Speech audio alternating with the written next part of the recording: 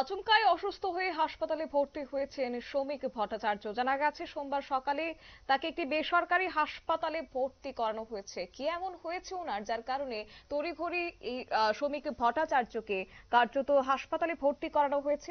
জানবো বিস্তারিত, আমাদের সঙ্গে যুক্ত হয়েছে প্রতিনিধি সোমনাথ মুখোপাধ্যায়। সোমনাথ, কি জানতে পারছো?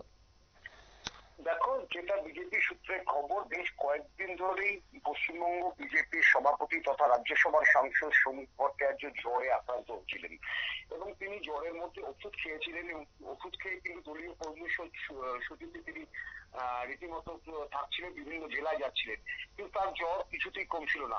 আজ ভোর থেকে তার শরীরের অবস্থার অবনতি হয়। তারপরে কিন্তু তাকে বাইপাসের ধারে একটি বেসরকারি হাসপাতালে নিয়ে যাওয়া হয়।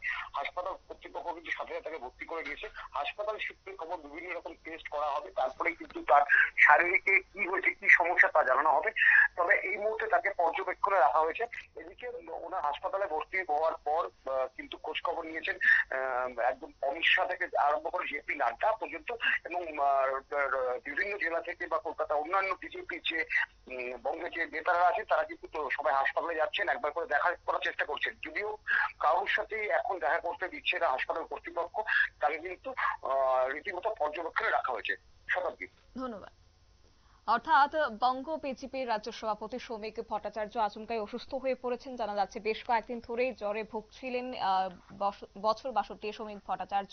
ওষুধ খেয়েও তা কমেনি এবং যার কারণে আজকে তাকে তড়িঘড়ি করে হাসপাতালে ভর্তি করানো হয়েছে। আপাতত চিকিৎসকদের পরামর্শেই চলছেন তিনি। নিয়ে নিচ্ছি ছোট্ট একটি বিজ্ঞাপন বিরতির সঙ্গে থাকুন।